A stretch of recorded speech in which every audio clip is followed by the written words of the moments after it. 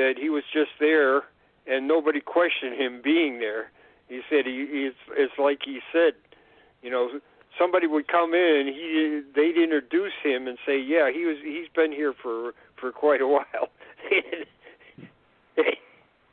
They didn't really know what he was doing there, but they just accepted that he was part of the filter center. So he got to get UFO cases. If you go to the UFO evidence, I think it's in there.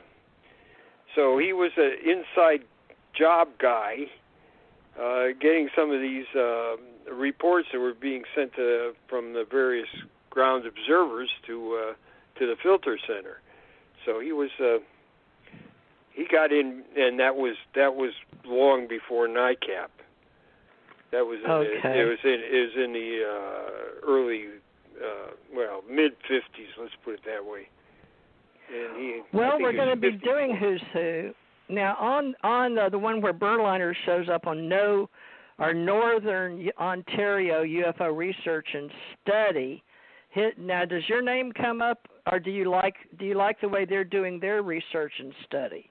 Northern Ontario. That's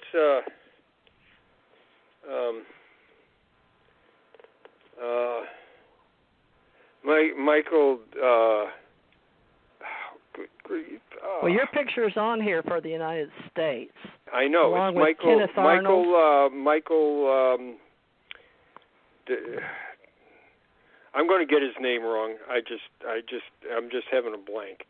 Michael. You want me to look it up?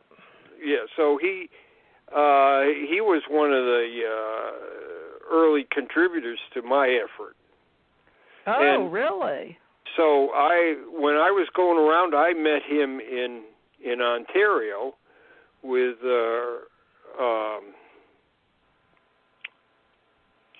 I'm having Earl Bruce Knapp. Yeah, Bruce Knapp. And Earl Bruce Knapp was he ran the UFO updates email list, and they had about 1,000 people on it. Oh, my gosh. Send stuff in all the time. But Michael went ahead and he helped me with gathering Canadian reports. And he's got, like I said, he's got his own website now. Like I said, as I was going around the country, I didn't necessarily just go to libraries too. I visited ufologists, and they let me look at their collections. So I visited Chris Rakowski in Manitoba, and I visited people all around the country when I was doing the 1940 Project 1947. I visited people at different places, and of course, one of the places is Walt Andrews let me look at the MUFON files, and that's when they were in Texas, Seguin, Texas. And he let me come for an afternoon on Sunday, and I didn't know it till after I get ready to leave that he was going to go somewhere with his wife and go to a dinner or something, and he didn't say anything. He said, "Come on over," and so he let me sit there until I looked through. Well, I was mainly looking for 1947, but I told him I'll look from everything from before 1947 up to 1950. And he said, that's fine. He said, my arrangement is by states. So each state had a filing cabinet or a filing drawer, depending on how many sightings they had. And since MUFON was founded in 1969, they didn't have very many early sightings like I was looking for. So I I was able to do that in a couple hours, and then I left. I got ready to leave, and then I really was embarrassed because he and his wife they were just waiting around for me to leave so they could go to this dinner.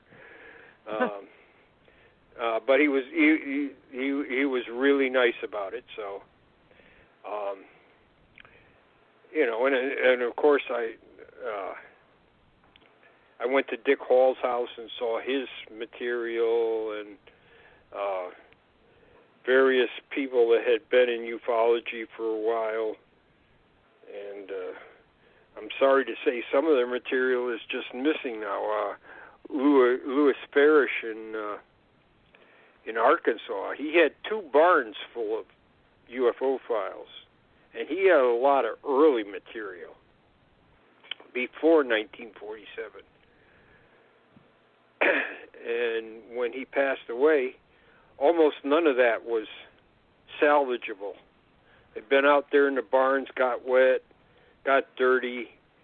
It was like big bricks of black stuff, all held together with dirt and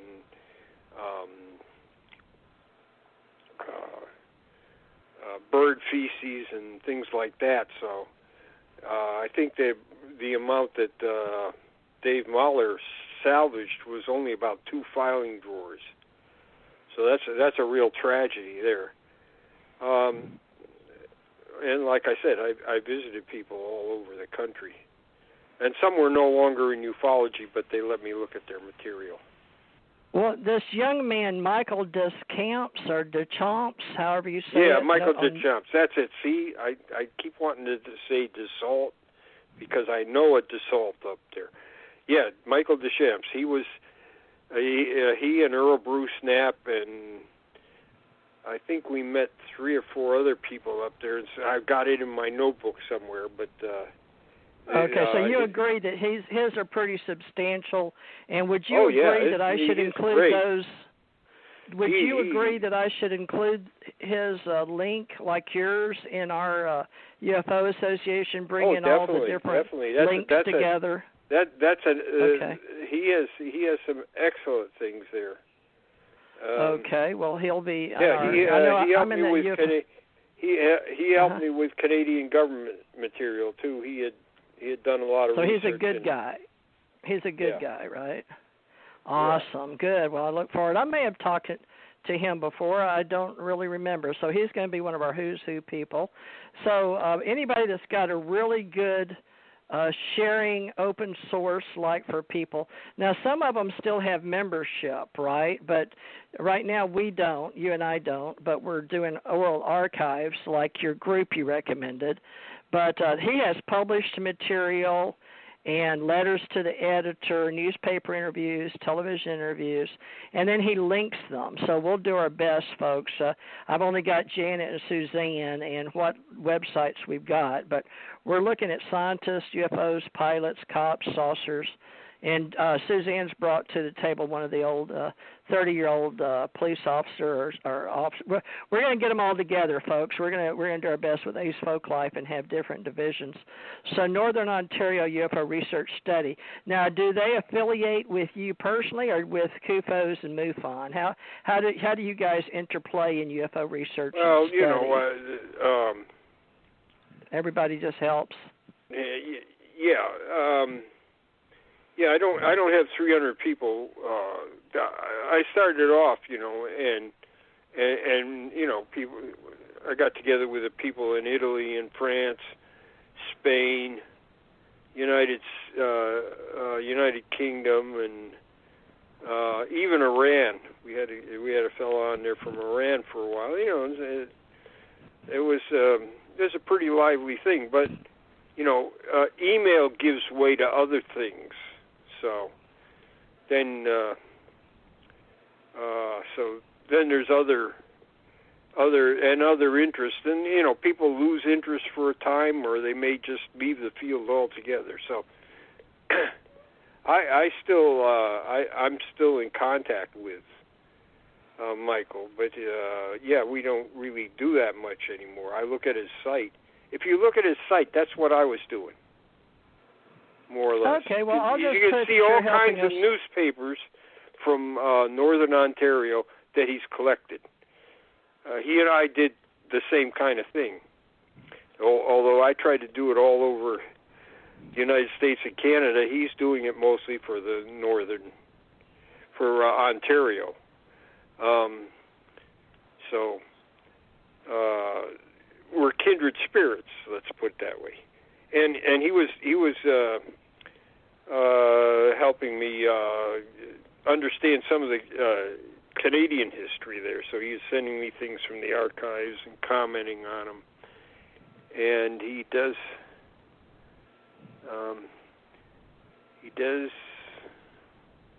have, I think he was writing a book. I'm not sure if he ever published it. But I had Don Ledger in Nova Scotia, and he just maritime UFOs. He published a book on UFOs in his area, and he was, of course, very big in the investigation of Shag Harbor, which is still ongoing. So apparently it's still who's doing what project or by location, and we're just going to have to train all the new people, the new kids coming in, how it's done. And I do know MUFON does offer training, but pretty much now, is this what you understand, that MUFON is still the largest organization in the world that is a nonprofit worldwide, internationally? Is that what you understand among all these groups? I guess so. Yeah, I don't think there's any other large, serious organization the size of MUFON. All right. So they've got a huge amount of investigations that have been done, over 100,000. So, and they have also acquired people's and organizations' files as people quit or pass away. So they have a huge amount of material. They have some of Stringfield's work, and